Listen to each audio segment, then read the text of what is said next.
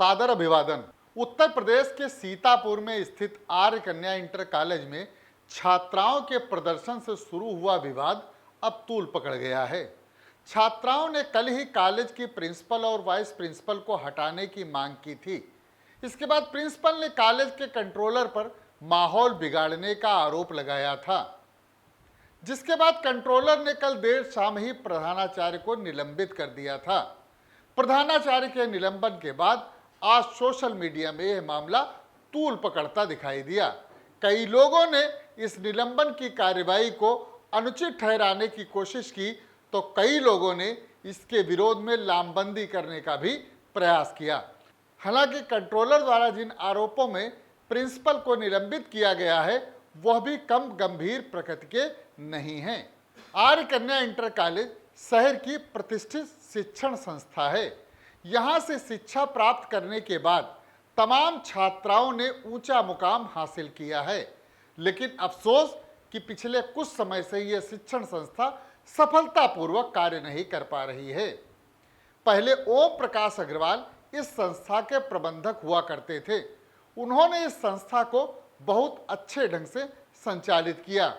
उनके निधन के बाद अमिता अग्रवाल उनकी उत्तराधिकारी बनी।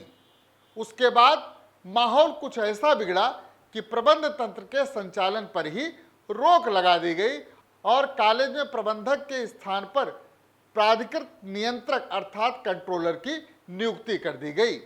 मौजूदा समय में राजकीय इंटर कॉलेज के प्राचार्य अनिल कुमार इस कॉलेज के कंट्रोलर हैं।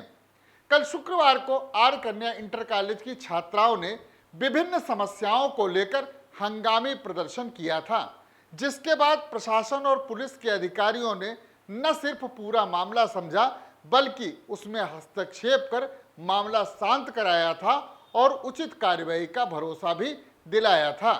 इस बाबत जब कॉलेज की प्रधानाचार्य ज्ञानवती दीक्षित से मीडिया कर्मियों ने छात्राओं के कतिपय आरोपों के संबंध में बातचीत की थी, तो उन्होंने कंट्रोलर अनिल कुमार पर गंभीर आरोप लगाए थे। साथ ही कॉलेज की टीचरों को उनके द्वारा बढ़ावा देने की भी बात कही थी।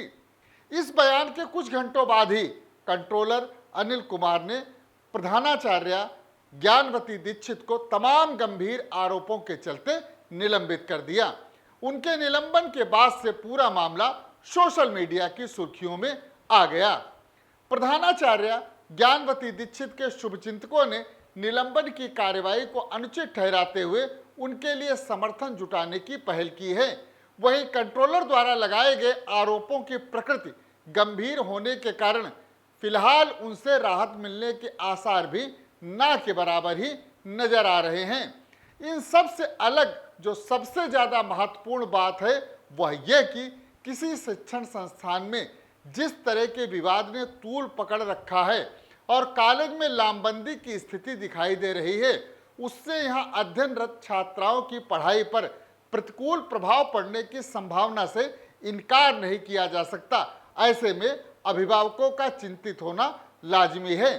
प्रशासन को चाहिए कि यहाँ के माहौल को विवादों से निकालकर पठन पाठन का माहौल बनाने की दिशा में तेजी से कार्य करे, अन्यथा सरकार का बेटी बचाओ बेटी पढ़ाओ का संकल्प धूल धूसरित होता दिखाई पड़ सकता है। इस खबर में इतना ही। आप हमारी खबरों को देखने के लिए हमारे YouTube चैनल UV TV को लाइक और सब्सक्राइब करें। धन्यवाद।